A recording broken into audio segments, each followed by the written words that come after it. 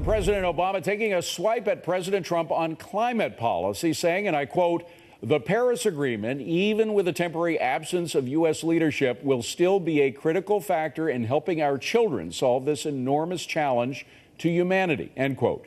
So should lawmakers and former presidents be bashing the current president while he's overseas? Democratic strategist Jessica Tarloff and conservative commentator Ashley Pratt join us now. Jessica, it is a little unseemly for a former president to do that, to go bashing a president while he's on a foreign trip, no? It definitely breaks with tradition. I mean, this is something that has gone on since I remember, that you're not supposed to do that. I think that others do, we should say, but I mean, people in the press and well, no, I'm talking about former presidents. But former presidents, that's George taking Bush it to a didn't different go level. after Obama. Definitely not. No, it's different. I think that what's gone on between President Obama and President Trump is different than we've seen as well before. And what President Trump says while he is abroad is also different. You wouldn't hear President Obama or President Bush, Clinton, Reagan bashing the intelligence community, for instance, while he's abroad, or going after fake news and going after our free press while you're hanging around with the likes of Vladimir Putin. The Polish president did too. No, he made a joke about it, and then President Putin said, Ashley, "Oh, are these the ones that are upsetting you?" Isn't there something unseemly about former president going after a president while he is overseas? I mean, that does break precedent. It does break tradition.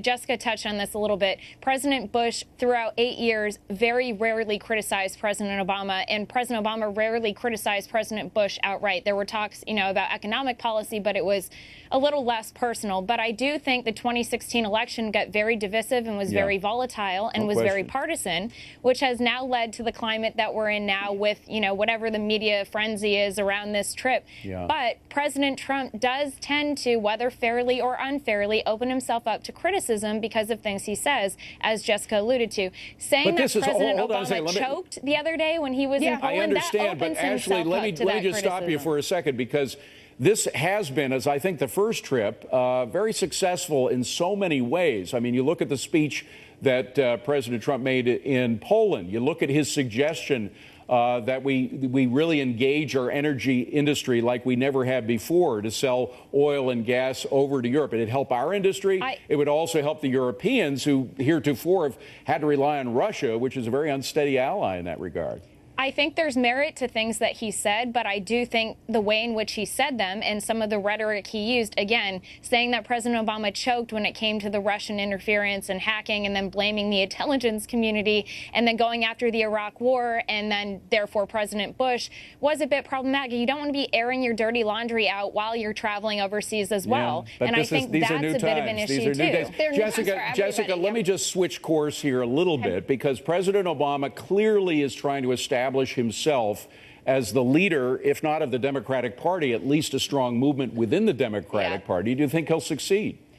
I certainly do think he'll succeed. He was hugely popular when he Because, by the way, Democrats were just asked this week who the leader is, and they hemmed and hawed, and they didn't give an answer. Well, I would say it's President Obama. Wouldn't you, Jesse? I would certainly say President Obama over Bernie Sanders. That division that's still going on here between the progressive left and the centrist really needs to go, and Bernie Sanders cannot be our candidate in 2020. I am saying that now. I think that President Obama has a ton to offer, certainly in terms of, his fundraising ability, but also talking to candidates about how that they can better communicate with everyday Americans. I mean, he did that so well. He'll go down in history, certainly, as one of our greatest presidential orators, and people on the right and the left feel that way about him. So I think he has a lot to offer. Not everybody on the right feels that way. I can testify to that. I know a lot of Republicans who sit there and say, I could listen to this guy Ashley, speak. the point is that President Obama steered us to the left further than any president in my lifetime. I would argue any president ever, in pushing this country to the left of the political spectrum. And this president is doing everything he can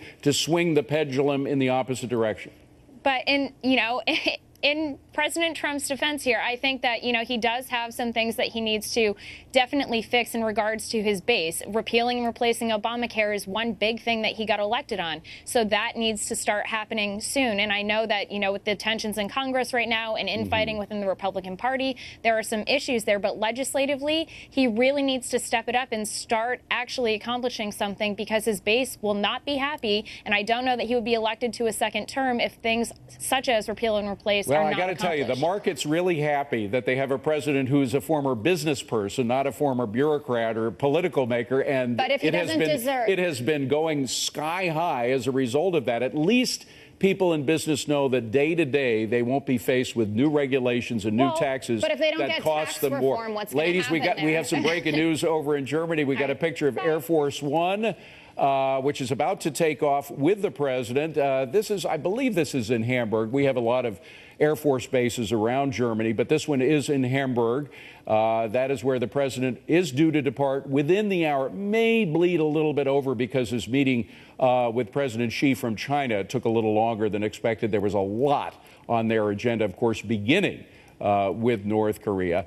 As soon as we get pictures of the president arriving there in Hamburg, he may or may not say something. You got to stick with us to find out. We'll take you there live. We'll be right back.